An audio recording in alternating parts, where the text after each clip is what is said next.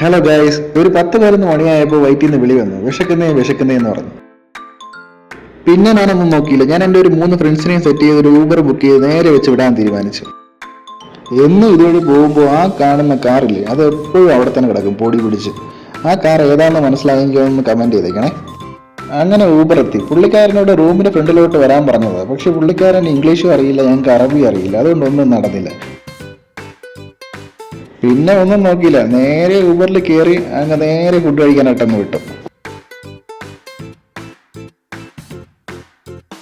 എനിക്കിവിടെ വന്നതിൽ ഏറ്റവും കൂടുതൽ ഇഷ്ടപ്പെട്ട ഈ ഒരു മോഡൽ കാറാണ്. ഇവിടെ നിറയുണ്ട് ഈ കാർ. ഈ കാറിന്റെ പേരറിയാമെങ്കിൽ ഒന്ന് കമന്റ് ചെയ്തേക്കണേ.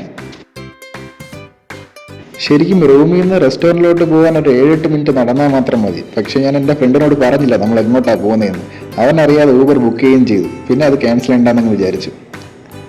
ഇവിടുത്തെ ഹൈപ്പർ മാർക്കറ്റിൽ പോകുമെന്ന് പറഞ്ഞാൽ പുള്ളിക്കാരൻ ബുക്ക് ചെയ്തത്. പക്ഷേ ഊബർ പകുതിയിൽ നിർത്തി ഞങ്ങൾ നേരെ റെസ്റ്റോറൻറ്റിൽ വെച്ച് നടക്കാൻ തുടങ്ങി.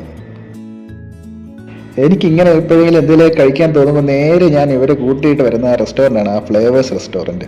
ഇവിടെ നല്ല കേരള ഫുഡ് കിട്ടും. അത്ര വലിയ റെസ്റ്റോറൻ്റ് ഒന്നും അല്ലെങ്കിലും ഇവിടെ നല്ല ടേസ്റ്റി ഫുഡ് കിട്ടും. പിന്നെ നമ്മുടെ ബഡ്ജറ്റ് ഫ്രണ്ട്ലിയും കൂടെ ആണ്.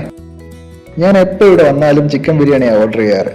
പക്ഷേ ഇന്ന് ചിക്കൻ ബിരിയാണി അവിടെ കിട്ടിയില്ല. അതുകൊണ്ട് ചിക്കൻ ഫ്രൈഡ് റൈസ് മേടിക്കാമെന്ന് വിചാരിച്ചു. ഞാൻ എന്നിട്ട് എൻ്റെ ഫ്രണ്ട്സിനോട് പറഞ്ഞു, നിങ്ങൾ ചിക്കൻ നൂഡിൽസ്, ചിക്കൻ പൊറോട്ട അങ്ങനെ എന്തെങ്കിലുമൊക്കെ മേടിക്കാൻ പറഞ്ഞു. പക്ഷേ എൻ്റെ കൂടെ ഉണ്ടായിരുന്ന 2 സാധനങ്ങളും അവന്മാരും ചിക്കൻ ഫ്രൈഡ് റൈസാണ് മേടിച്ചത്. ഒരാൾ മാത്രം ചിക്കൻ പൊറോട്ട മേടിച്ചു. ഇങ്ങനെ ഡിഷ് മാറ്റി മാറ്റി മേടിച്ചാൽ അപ്പോൾ അതൊന്നും കൈയിട്ട് വരാമല്ലോ എന്ന ഉദ്ദേശത്തോടെ ഞാൻ അങ്ങനെ പറഞ്ഞു. നല്ല ടേസ്റ്റി ആയിട്ടുള്ള നല്ല ചൂട് ചിക്കൻ ഫ്രൈഡ് റൈസ് ആയിരുന്നു അത്. അങ്ങനെ ഫുഡും കഴിച്ച് റൂം അടുത്തായതുകൊണ്ട് തന്നെ നടന്നു പോകാൻ അങ്ങ് തീരുമാനിച്ചു.